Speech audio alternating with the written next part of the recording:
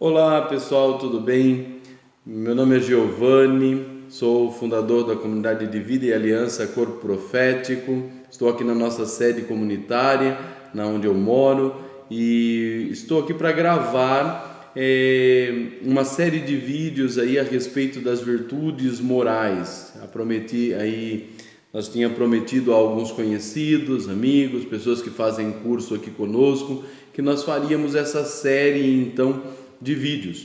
E para começar, é claro, né, para que a gente tenha uma base aí antes da gente entrar propriamente nas virtudes morais, é preciso esclarecer então o que elas são, de onde ela vem, como é que então, para que a gente tenha uma ideia clara a respeito do que nós estamos falando.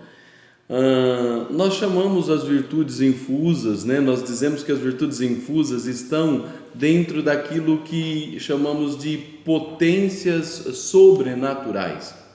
Quando nós somos justificados, ou seja, batizados, remidos por Jesus Cristo, nós recebemos aquilo que chamamos de graça santificante.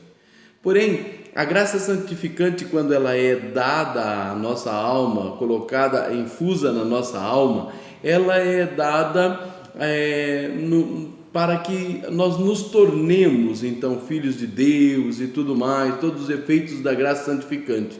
Mas ela não é operante, ela não é dinâmica. Ela precisa, para ser dinâmica, para ser operante, ela precisa das potências sobrenaturais. E as potências sobrenaturais nada mais é do que as virtudes infusas e os dons de santificação. E aí, é claro, nós não vamos falar agora dos dons de santificação, vamos ficar presos aí então na questão das virtudes infusas, que são então potências sobrenaturais que faz com que a graça santificante cresça e atue em nós e realize em nós a nossa santificação. E dentro das virtudes infusas ainda a gente faz uma outra divisão, né? As virtudes infusas podem ser divididas em dois grupos. As virtudes teologais, a fé, a esperança, a caridade, e as virtudes morais. Nós aqui não vamos falar especificamente ou somente, né?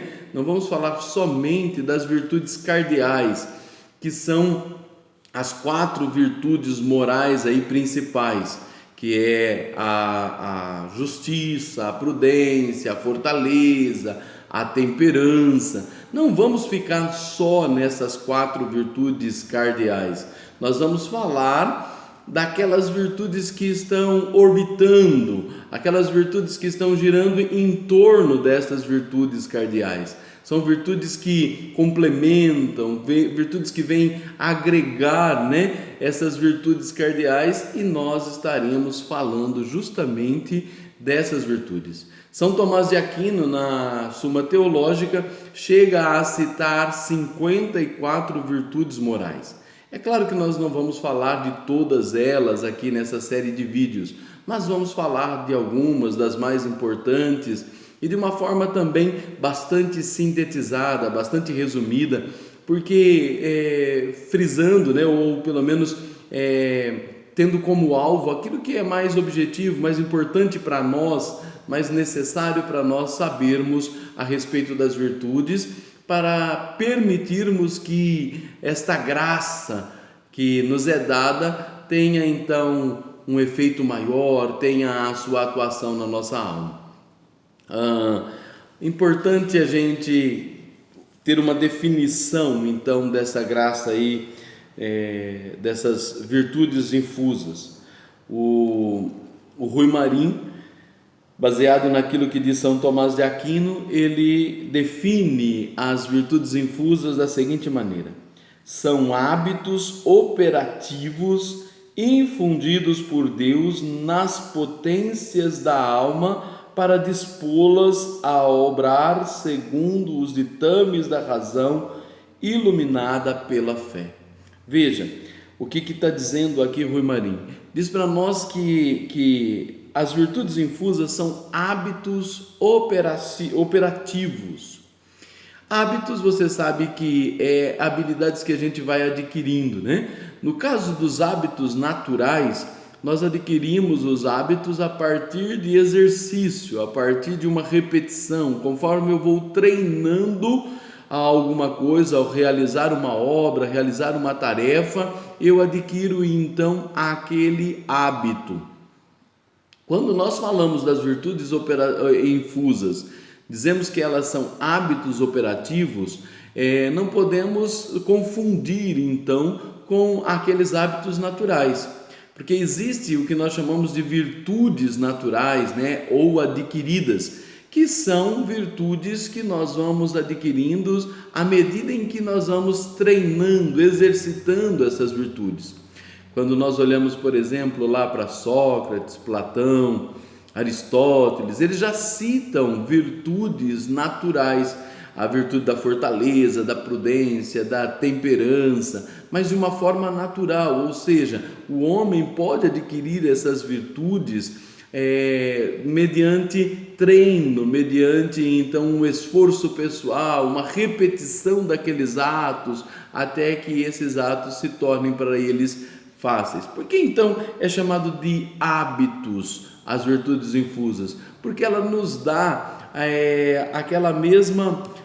aquilo que o hábito nos dá, que é aquela facilidade em operar, não é pesado para nós realizar uma atitude, e também há um prazer. Quando você tem o hábito de fazer alguma coisa, você consegue fazê-lo sem grandes dificuldades, sem que ele seja um peso muito grande para você, e também você acaba tendo um certo prazer em realizar aquela atividade que já se tornou um hábito.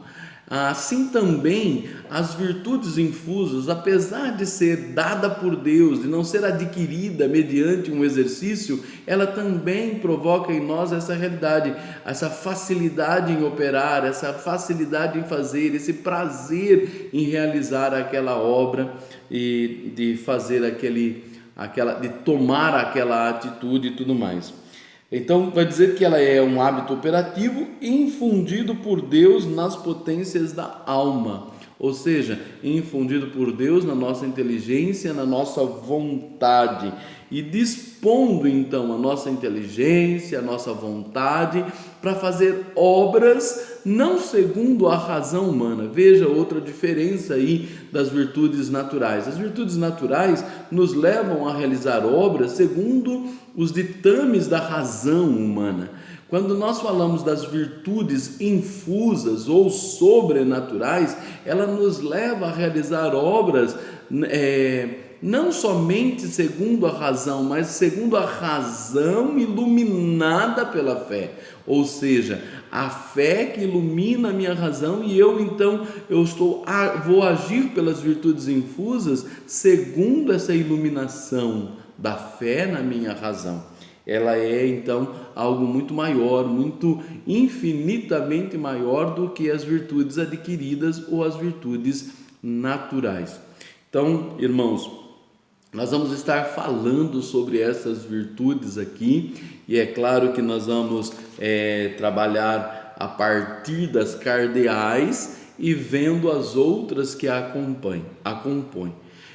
Quando nós olhamos para São Tomás de Aquino, ele começa falando da virtude da prudência, depois então da justiça, da fortaleza e da temperança. Ele começa do alto e vai até a mais baixa, ou a menor, vamos dizer assim.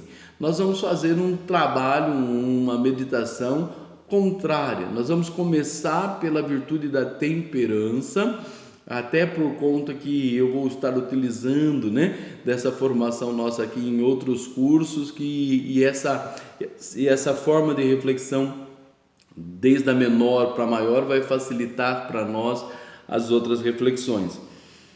Então eu vou começar falando da temperança e das virtudes que a compõem. É importante a gente entender aqui, a virtude da temperança. Ou melhor, vamos fazer o seguinte, nós vamos interromper esse vídeo e no próximo vídeo já entramos falando a respeito da temperança. Deus abençoe você e até mais, se Deus quiser.